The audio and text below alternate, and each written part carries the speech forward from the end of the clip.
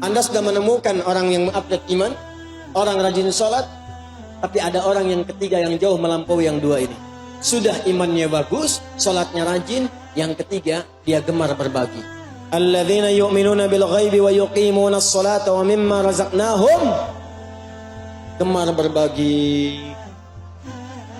Disebutkan bahkan di Quran surah ketiga ayat 134 menyifati ciri takwanya, bahkan berbaginya nggak tanggung-tanggung, nggak ngitung-ngitung.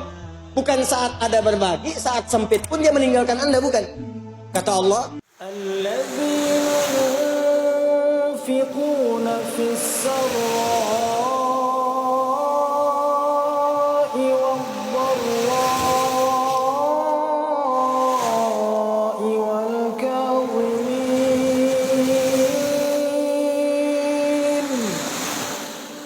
wal kadhimin al-ghayza wal-'afina 'anil nas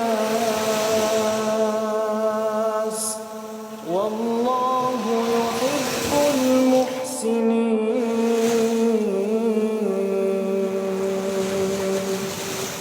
Kalau Anda menemukan teman seperti ini, maka dia punya kriteria yang mengungguli dua yang pertama. Ambil sebagai teman. Kenapa? Karena dia akan bersama Anda saat sulit dan bahkan saat senang. Ada teman kalau Anda senang, dia datang. Anda sulit, dia pergi. Dan banyak yang sekarang begitu.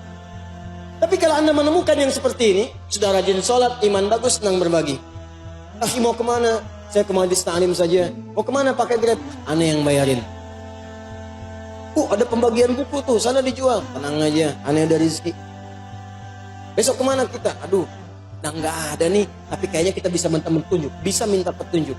Anda bayangkan dalam keadaan sempit pun dia ngasih referensi. Itu teman luar biasa. Ini kisahnya banyak Pak. Jadi ada 2-3 orang sahabat. Ini kisah orang-orang soleh, salafus soleh di masa lalu. Ini menarik ini. Ada seorang teman, bertiga sebetulnya mereka, sahabatan. Udah iman bagus, rajin sholat, rajin infak. Tiba-tiba tiga-tiganya ini sedang punya persoalan. Satu orang punya uang, kalau kita 1 juta lah misalnya itu, dipakai untuk kebutuhan dia. Tiba-tiba temannya datang, si A, yang B yang punya. Kemudian ketika si A datang pada B, aku butuh ini, Allahu Akbar, dia berikan pada kawannya walaupun dia butuh. Ternyata apa yang terjadi? Si A ini mengambil kemudian uangnya, ya tanpa disadari datang si C kepada si A. Aku butuh nih katanya. Ya, A pinjam ke B.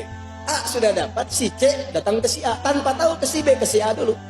Aku punya kebutuhan nih. Si A yang baru minjam ke si B tadi, teman-teman sekalian.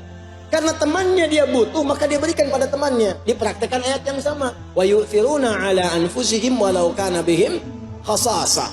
Maka diberikan pada si C tanpa pikir panjang. Nih, aneh ada rezeki. Padahal baru minjem dari si B. Si B yang uangnya dipinjam oleh si A tadi, karena merasa ada kebutuhan datang pada si C. Dia nggak menyebutkan uangnya dipinjam, dia cuma katakan barangkali antum ada kelapangan rezeki, anak ada punya kebutuhan, nilainya sama 1 juta juga. Di si A minjam ke si B, si C ke si A, si B minjam ke si C. Si C pun tanpa pikir panjang karena punya sifat ini, diberikan langsung seketika. Tiba-tiba mereka kumpul bersama. Ketika kumpul, tadinya bisik-bisik, ngobrol, kebuka akhirnya. Tiga-tiganya cuma putar-putar di situ aja. Akhirnya tiga-tiganya hanya tertawa. Kemudian mereka bagi sesuai kadar kebutuhan masing-masing. Bagi 3 pada akhirnya. Kawan tuh begitu. Bahkan ada di antara mereka yang tak terlukiskan kisahnya. Sampai menjelang sakaratul maut tuh masih berbahagia. Haus, haus, haus. Ini teman kita haus, berikan minum. Begitu akan diberikan kawan saya dulu yang gitu. Diberikan pada dia dulu, sampai putar-putar. Begitu akan diberikan pada yang pertama sudah meninggal, syahid. Yang kedua syahid, ketiga syahid. Semuanya syahid tanpa ada yang menangguk minuman di antara mereka demi untuk kerabatnya. Kemana mukmin satu dan yang lain saling menguatkan bagai bangunan? Kemana mukmin satu yang lain bagaikan satu tubuh? Kalau satu mengeluh yang lain merasakan, mana buktinya? Satu dikasih banjir, yang lain video, ada kebanjiran. Apa yang Anda kerjakan? Bahkan yang menarik sekarang, tetangga kebanjiran, yang satu mancing. Banjir ya Pak? Di mana? Anda menambahkan sesuatu yang hebat pada yang kecil pun mau Anda temukan. Maka jadi bagian dari itu.